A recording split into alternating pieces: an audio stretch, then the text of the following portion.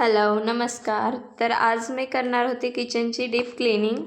कारण तसे दोन होते, म्हणजे गावाला पण जाऊन आलेले मी 15 दिवस, त्यामुळे पण किचन खूप असं चिकट झालेलं. त्यामुळे ते किचन क्लीन करायचं होतं आणि 4 दिवसावर गुढीपाडवासुद्धा आला होता, त्यासाठी पण किचन क्लीन करायचंच होतं, म्हणजे पूर्ण क्लिनिंग करायचीच होती. तर चला म्हटलं, 2-2 कारणे मिळाले तर किचन क्लिनिंग करून घेऊया आपण. तर त्यासाठीच मी लागली होती तयारीला. तर आधी किचन ओट्यावरचं सर्व सामान बाजूला म्हणजे साईडला काढून घेतलं. जे काही होते रॅक वगैरे लावलेले छोटे, तेलाची बाटली वगैरे जे काही होतं ते सर्व काही काढून घेतलं. तर कसं आहे ना, फक्त बायकांना एक कारण मिळायला पाहिजे क्लिनिंगसाठी, तर त्या लगेच तयार होतात. आता म्हटलं चला, पाडव्याचा सण आहे, मोठं कारण मिळालं आहे, तर करून घेऊया.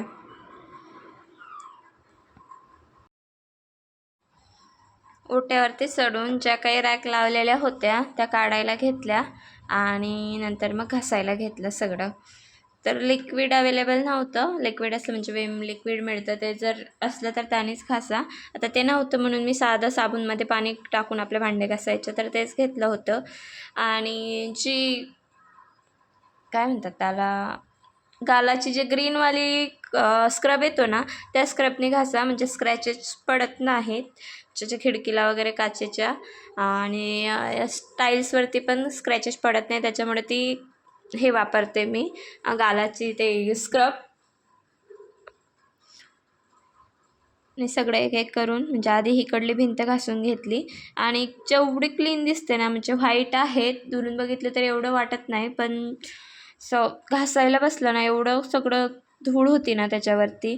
आणि असं नाही की भरपूर दिवस झाले केलं नाही, दर महिन्याला क्लिनिंग करते मी. जेवढी डीप क्लिनिंग तर नाही करणं होत, पण दर महिन्याला किचन क्लीन असतंच. आणि डीप क्लिनिंग म्हटलं की बहुतेक 2-3 महिने झाले असतील नाही केलं, त्याच्यामुळे पण भरपूर हे झालं होतं. आणि गावाला जाऊन आले 15 दिवस, हातच फिरवला गेला नाही त्याच्यामुळे पण भरपूर चिकट झालं होतं. आणि सर्व काही टाईल्स घासून घेतली आणि खिडकी घासायला घेतली. आणि खिडकी घासता माझ्या हातातून तो स्क्रब खाली पडला. शेवटी मला नाईलाजाने मग तारेचीच घासणे घ्यावी लागली. मन तर खूप दुखत होतं, कारण मला नाही आवडत त्याने घासायला, स्क्रॅचेस पडतात म्हणून. पण मग आता काही उपाय नव्हता. ऊन पण भरपूर होतं बाहेर आणि मुलं घरात राहत नाही एकटे, आणायला जायचं म्हणल्यावर. तर मग मी त्यानेच घासत होते. तर खिडकी वगैरे स्वच्छ करत होती. आणि कसं आहे ना, घर स्वतःचं असो की भाड्याचं, ते स्वच्छ असलं की म्हणजे त्यामध्ये राहायला पण छान असं वाटतं.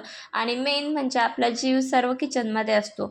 आणि दिवसातला बराचसा वेळ, बराचसे तास हे आपल्या किचनमध्येच जातात. त्याच्यामुळे किचन क्लीन असलं ना, छान फ्रेश वाटतं आपल्याला. आणि हिचं बघा, मध्येच लुडबुड चालली होती वेदाची करायची मध्ये आणि त्यांच्याच मागे बडबड करावी लागत होती मला. तर तुमची झाली का तयारी, म्हणजे गुढीपाडव्याची साफसफाई वगैरे झाली का, तर नक्की सांगा. आणि तुम्ही काय काय क्लीन करता, म्हणजे सर्व दिवाळीसारखं काढता का क्लिनिंगला. आणि सगळं टाईल्स वगैरे वरच्या झालं तर ओटा पण. आणि भाड्याचं घर आहे तरी पण त्यांनी एवढं सिस्टमॅटिक बांधून ठेवलं आहे ना, म्हणजे ते तुम्ही बघितलं असेल, कोपऱ्याला छान हांडे वगैरे ठेवायला, पाणी भरून ठेवायला त्यांनी उंचावर असं हे केलं आहे. आणि छान सिस्टमॅटिक आहे. आणि इतके वेळा घासणी लागली असेल ना मला, म्हणजे एवढं घासेपर्यंत 2-4 वेळा तर माझ्या पोटात ती घासणी गेली. त्याच्यामुळे मला नको वाटते तारेच्या घासणीने घासायला. आणि हाईट कमी असल्यामुळे सारखं खुर्ची पाहिजे होती मला. खुर्चीवर चढून चाललं होतं माझंवालं.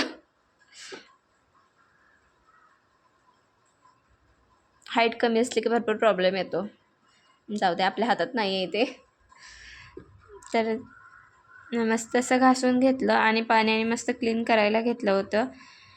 तर पाणी ओतायचं चाललं होतं माझं, पण म्हटलं आणखी खाली जास्त ओलं होणार, म्हणून ओल्या कपड्यांनीच आधीवरचं सगळं पुसून घेतलं. पाण्यात सारखा कपडा बुडवून ओल्या कपड्याने पुसून घेत होती. जे काही साबणचे वगैरे डाग होते ते पण निघून जातील आणि धूळ वगैरे ते घासलेली ते पण निघून जाईल.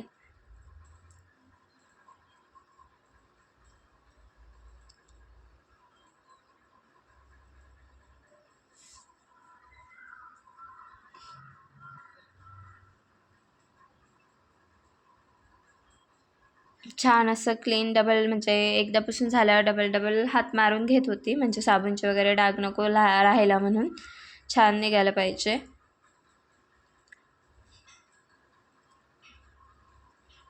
वरचं पुसून झालं की साईडला वगैरे पण पुसून घेतलेत.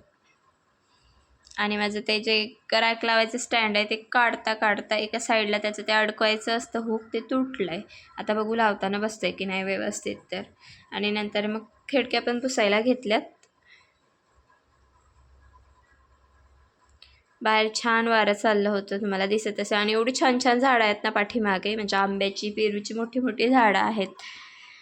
पण मागे ऊन आला असल्यामुळे सारखी खिडकी उघडी ठेवता येत नाही, म्हणजे स्वयंपाक वगैरे करत असताना तेवढ्यापुरती ठेवते, परत नाही ठेवत, मग वास येतो आतमध्ये.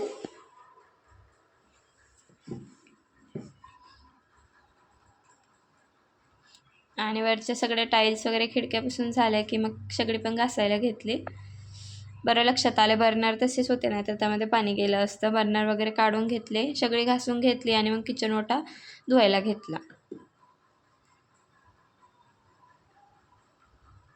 पाण्याने मस्त धुवून घेतलाय. म्हणजे गावून 2-3 दिवस झाले आले, पण मग वरच्यावरच हात मारणं चालू होतं फक्त. आता डीप क्लिनिंग करायचीच म्हणून सगळी पण व्यवस्थित घासून, आणि ओटा पण जास्त घासून वगैरे काही क्लीन केला नव्हता.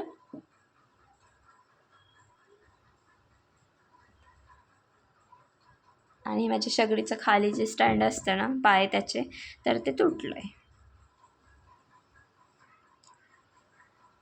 आणि ओटा धुवून झाल्यावर छान असं वायपरने वाईप करून घेतला आहे, लगेच डाग नको पडायला म्हणून आणि लगेच सुकायला.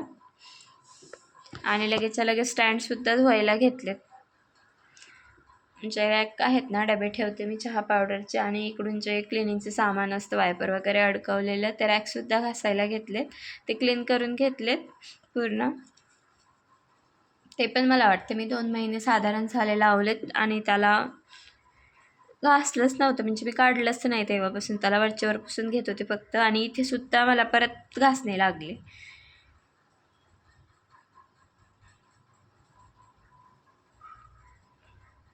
रॅक छान क्लीन करून घेतले. सिंक घासून घेतला. सिंक वरच्यावर घासला ना की छान वाटतं. आणि मुलांचे काहीतरी तिकडे भांडणं चाललेली, तर मग मी परत त्यांना बघायला गेले आणि परत येऊन सिंक घासलाय.